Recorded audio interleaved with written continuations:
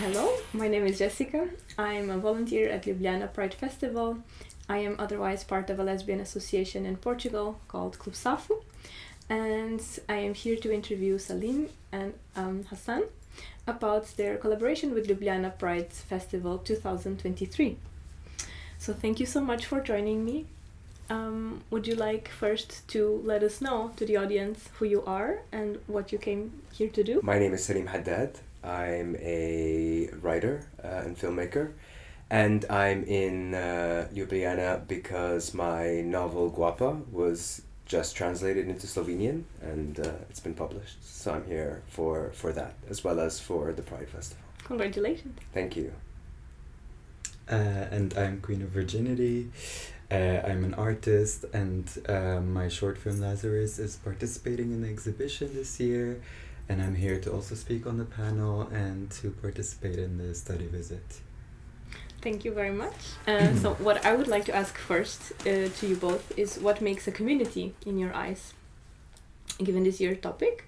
And then secondly, if you already could dive into what do you consider to be your fight? When I think of community and the communities that I'm a part of, I often think of diverse overlapping communities that come together, even if just for a short time, around a specific goal or objective or interest. So I feel myself as a writer, as someone who lives in Europe but is from the Middle East, as an Arab and as a gay man, that I'm part of a lot of different communities, some that intersect, some that are actually opposing to each other. And when I think of my struggle, I think of ways in which I can make sure that my voice is heard within these different communities. So as someone who is both gay and of Palestinian descent, I think for me a big issue is how do we also, within the LGBT community, fight for equality and justice for other communities, including the Palestinian community, and how do we understand our struggles as something that is interlinked. And I think my role is to help push forward that understanding and complicate the idea of interlaced struggles. I think when I think of community, I think of urgency and emergency, of places and times when people show up to support each other when in need.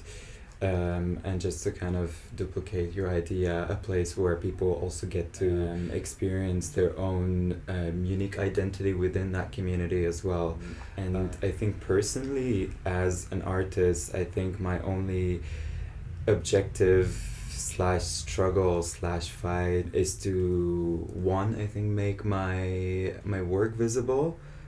Because also my work, I think, is an extension of my own identity and my own history, my own culture, my story. So to make it more visible, I think, is a payback also for the community that I came from.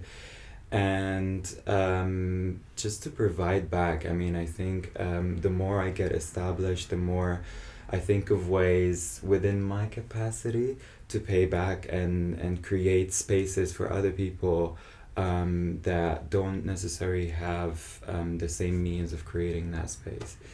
It's slow steps, but we're getting there. We're getting there. And I wanted to hear more as well, like who are your inspirations, like, you know, in life, in art? Why don't you go first? I'm ready to go if you want more time. I think you can go first, yeah. So in terms of my inspirations, I found a lot of inspiration in the Palestinian scholar Edward Said in terms of the way that he writes and the way that he has also tried to reconstruct his identity after living in lots of different places and being exiled from Palestine. I also find a lot of inspiration in the writing of James Baldwin, both in his novels and in his essays. And increasingly I find, especially with the way that I write, I find Toni Morrison to be a big inspiration, and especially how she combines this idea of art and politics. And she says that we don't have to see art and politics as these two separate things, but that in her writing she wants to combine aesthetics and ethics. And I think I try and do that as well. And another thing that Toni Morrison says that is always on my mind is that she says that she does not write for the center, or she writes from the position of the margins, and she forces the center to come to her. And as a writer who is both Arab and queer, I have a number of different margins that I'm writing from. But I always try and center my own perspective and force the center to come to me and understand the world through my lens rather than me trying to speak to them. Oh, sorry, I'm still this. I was listening. Yes. Who inspires me? Good question. I don't often think of that, to be honest, because I think I get inspired on like different like in different aspects in life, or on different levels. I think my mom honestly is my biggest inspiration. That sounds like a Miss Lebanon kind of answer, but she really is my inspiration. And I think a lot of the performances that I do, in a way, I always think of her in the performances, and I dedicate these performances to her because I think there's an like a documenting archival vibe to my performances that re-narrates my childhood over and over again. I'm inspired by the drag queens in Beirut because I think they're completely like brave and very fucking creative, honestly. Way more than I could ever be, but like that inspires me a lot. I am inspired by the bad art that I see. That sounds cocky, but I never said I'm humble. Jennifer Coolidge said that if you want to get inspired, you should go and see bad art. And honestly, that really inspires me because when I started doing drag, it was because I saw a lot of bad drag performances and I was like, I can't believe that I'm not doing this. I could do better. And I did. Lastly, I'm really inspired by Taylor Swift. She dictates my love life, and I'm forever grateful for Taylor Swift. Are you being serious? Yeah, I am. I love Taylor Swift. I really do. You're a Swiftie. I'm a Swiftie.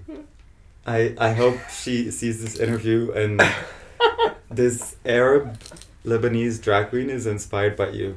And I represent the community of non-Swifties. So if you're not a Swiftie, come to my side. I really hope that they can get the shock on your face. Are you serious? Yeah. Thank you. So last question, because I really want to fulfill your interview expectations. How would you describe your work in one word? Now this is your interview moment, like the one you wanted. One word. I think that's easy for me. Can you go first? Intimate. Yeah.